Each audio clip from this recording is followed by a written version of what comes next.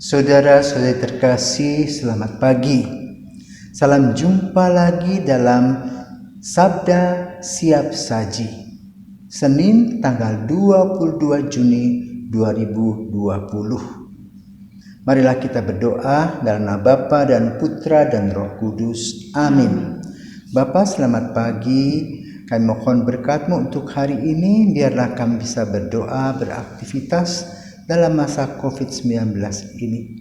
Biarlah kami boleh merenungkan apa yang harus kami renungkan untuk mengisi hidup kami, sehingga hidup kami berbunga, berbuah kasih-Mu. Maka berkatilah kami pada hari ini, demi Kristus Putra-Mu dan pengantara kami, kini dan sepanjang masa. Amin. Tuhan bersamamu dan bersama roh-Mu. Inilah Injil Yesus Kristus menurut Matius. Dimuliakanlah Tuhan. Dalam khotbah di bukit, Yesus berkata, "Janganlah menghakimi supaya kalian tidak dihakimi. Karena dengan penghakiman yang telah kalian pakai untuk menghakimi, kalian sendiri akan dihakimi.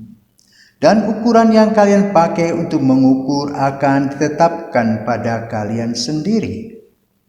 Mengapakah engkau melihat selumbar di mata saudaramu, sedangkan balok dalam matamu sendiri tidak engkau ketahui?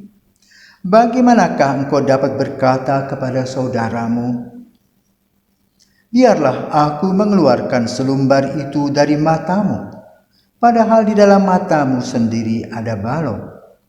Hai orang munafik, keluarkanlah dahulu balok dari matamu sendiri, maka engkau akan melihat dengan jelas untuk mengeluarkan selumbar dari mata saudaramu." Demikianlah Injil Tuhan. Terpujilah Kristus. Selamat pagi, Suster Efrasia, Susana dan Anggi. Apa kabar? Baik. Baik, terima kasih untuk kunjungi Sabda Siap Saji pada pagi hari ini. Tema pembicaraan kita pada hari ini adalah penghakiman. Ada ketidakadilan dalam hidup. Mungkin suster mempunyai pengalaman tentang ketidakadilan dan dampak-dampaknya dalam medan karya sebagai koordinator khususnya anak-anak TPA. Apakah ada? Baik, Romo, pengalaman saya bersama rekan-rekan ya di TPA ada suka duka ya dari anak-anak. Tapi baik juga pada pagi hari ini kita bisa juga mendengarkan dari rekan-rekan yang di sini, ada Susan, ada Arki, mungkin ada yang punya pengalaman. Baik, Romo, Suster. Saya akan menceritakan pengalaman sahabat saya. Kami bersahabat sudah kurang lebih 5 tahun sejak masuk SMP. Dia anak broken home. Ibu dan bapaknya itu melakukan hubungan dan akhirnya hamil di luar nikah. Bapaknya beragama Kristen, ibunya Katolik. Di sini bapaknya itu tidak mau bertanggung jawab dan lari meninggalkan dia yang masih bayi dengan ibunya. Akhirnya ibunya menitipkan dia kepada neneknya, lalu pergi ke kota lain untuk bekerja.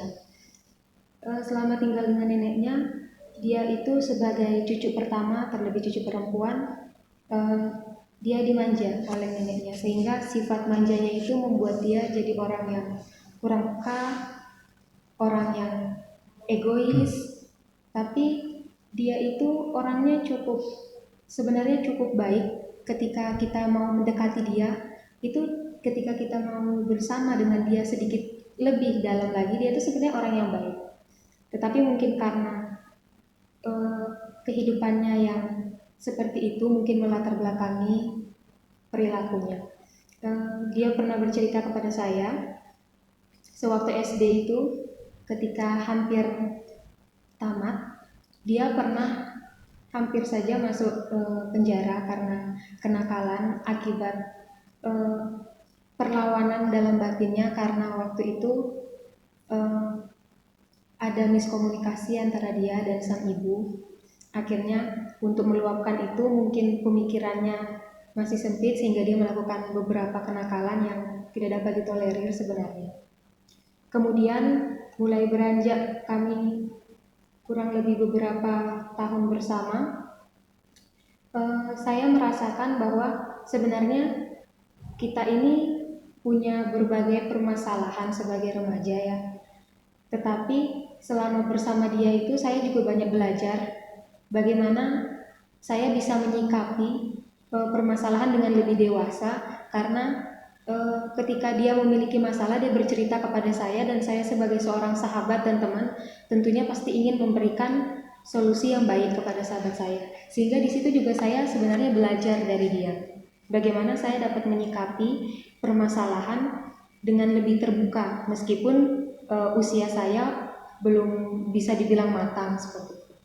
Dan kemudian saya juga mencoba menjadi sahabat yang mampu menyikapi perangai dia. Maksudnya saya itu membantu dia bagaimana supaya mengubah perilakunya yang buruk. Pernah sekali kami waktu itu jalan bersama, kemudian saya tidak tahu, tiba-tiba dia bilang, kami berdua pakai motor kebetulan, dia bilang di depan itu adalah saudara tirinya, anak dari ayahnya yang sekarang. Kemudian dengan rasa benci dia bilang, kamu duduk yang tenang di belakang, saya mau nendang motor mereka karena saya itu benci sekali dengan mereka. Kemudian saya bilang, kalau kamu benci dengan mereka, kamu benci dengan ayahmu, kamu tidak perlu melukai mereka. Cukup tunjukkan bahwa kamu itu bisa jadi anak yang membanggakan, bisa jadi anak yang jauh lebih hebat daripada saudara-saudara tirimu, sehingga ayahmu merasa tertampar. Itu jauh lebih menyakitkan daripada ketika kamu menyakiti mereka secara verbal.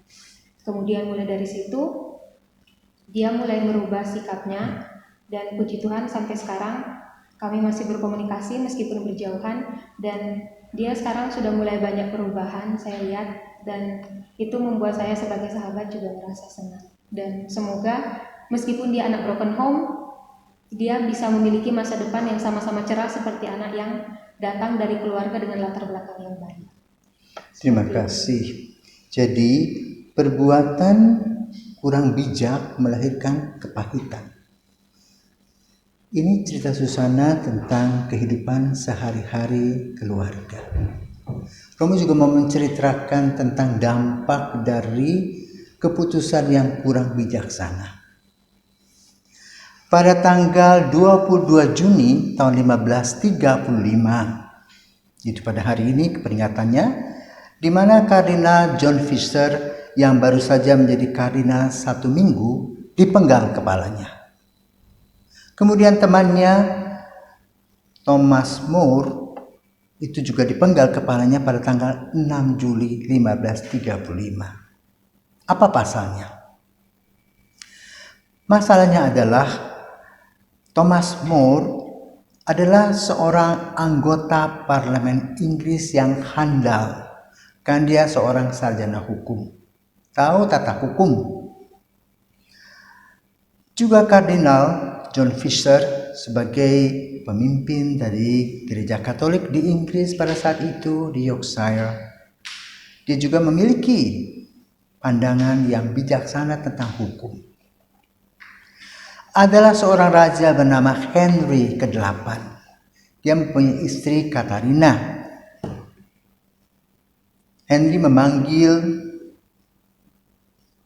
Uskup John Fisher waktu itu dan mengeluh. Dan Bapak Uskup, saya sudah cukup lama menikah dengan Katarina tapi belum punya anak. Bagaimana nanti yang melanjutkan kerajaan ini? Apakah saya bisa mencari perempuan lain dan bercerai dengan perempuan ini? Oh, menurut hukum gereja tidak bisa. Lalu mereka pulang, dan kemudian Henry ke-8 memutuskan dan memproklamirkan diri menjadi pemimpin gereja Inggris atau Anglikan. Dengan catatan, silakan para uskup bergabung dengan saya, kalau tidak keluar dari sini atau mati. Beberapa uskup mengikuti Raja Inggris tersebut, meninggalkan Gereja Katolik Roma. Sementara Kardinal John Fisherman tidak. Thomas tidak. Maka kemudian mereka ditangkap dan dipenggal kepalanya. Kelaliman melahirkan kejahatan. John Fisher sampai sekarang dikenal sebagai kardinal yang baik. Juga Thomas More sebagai pahlawan gereja Katolik. Penghakiman tidak melahirkan sesuatu yang buruk bagi kedua orang kudus ini. Mereka menjadi martir. Lalu apa yang kita ambil? Hari ini Injil membicarakan tentang selumbar yang ada di mata kita. Sering kita tidak melihat selumbar yang ada di mata kita ini, tetapi kita melihat orang lain punya kesulitan, kesalahan. Dan kita berani menuding mereka, menghakimi sedemikian rupa. Maka Yesus mengajarkan kepada semua audiens agar menintrospeksi diri, melihat kedalaman diri, melihat kelemahan diri sendiri, dan memperbaiki diri. Sehingga rumusan-rumusan kebijaksanaan dalam kehidupan berkeluarga dan kehidupan menggereja diharapkan bisa menghasilkan buah-buah kasih. Kita perlu belajar melayani satu sama lain dan tidak hanya melihat kekurangan orang lain, tetapi kita juga apresiasi terhadap usaha-usaha yang baik dari orang lain, sehingga kita tidak merasa tersaingi, melainkan kita saling mendukung. Hari ini kita diajak untuk tidak menghakimi. Karena apa? Penghakiman yang kurang bijaksana menghasilkan hal-hal buruk. Sama seperti pengalaman teman Susana itu. Tidak bertanggung jawab, akibatnya anaknya sakit hati, broken. Juga raja yang tidak bijaksana menghasilkan apa? Pembunuhan 2 orang yang dapat diandalkan. Maka kita perlu berdoa agar hidup kita ini diisi dengan hal-hal yang positif. Khususnya kamu yang muda, yang mau melanjutkan hidup berkeluarga. Dan juga suster sebagai anggota keluarga suster cinta kasih Carolus Borromeus tentu berharap akan ada calon-calon ke depan dari keluarga baik-baik. Nah sekarang Arki, apa yang kamu mimpikan ke depan sebagai seorang pemuda? Kalau dari saya, yang saya impikan ke depan, yang pastinya untuk menjadi yang lebih baik lagi dari yang sekarang itu. Dari yang dulu pernah mengalami susah, ya puji Tuhan sekarang kita ada kebahagiaan sedikit. Ya itu saja dong. Suster, mungkin ada pesan? Baik, saya berharap dengan tadi disampaikan oleh Romo, sungguh itu menggugah saya sendiri dan juga mungkin juga orang lain yang mendengarkan renungan yang dibawakan oleh Romo Hadi. Semoga hari demi hari sungguh suara hati batin ini didengarkan dalam keheningan, dan itu dilatih terus-menerus sehingga apa yang menjadi pilihan keputusan yang setiap saat itu dihadapkan setiap hari. Jadi setiap orang itu dihadapkan pada pilihan dan keputusan setiap hari. Dan pilihan dan keputusan itu berdasarkan suara hati. Dan semoga saya dapat ya terus-menerus untuk melatih, untuk mendengarkan suara hati, sehingga itu dapat membantu saya untuk memilih hal-hal yang baik, yang berkenan di hadapan Tuhan. Dan jika ketika ada suatu hal atau permasalahan, saya tidak pertama-tama itu melihat di luar diri saya, tetapi perlu melihat dalam diri sendiri. Karena apapun masalah, apa yang menjadi suatu permasalahan yang pertama-tama itu bukan dari luar diri. Kalau saya sendiri yang merefleksikan bahwa bukan dari luar diri, tetapi itu dari dalam diri. Ketika saya mempermasalahkan itu menjadi masalah, maka kembali kepada diri saya sendiri untuk melihat sungguh-sungguh bahwa apakah itu kesalahan ada dalam diri saya sendiri atau itu di luar diri saya. Jadi supaya saya tidak melihat sesuatu di luar diri saya terus-menerus, maka diri sayalah yang perlu saya lihat, perlu saya koreksi, sehingga apa yang menjadi permasalahan itu tidak lalu menimbulkan permasalahan yang baru. Itu yang saya coba untuk renungkan, dan juga tadi pesan yang disampaikan yang bisa saya tangkap dari Romo adalah juga bahwa kalau terjadi masalah itu perlu secara terbuka dan dikomunikasikan dengan baik.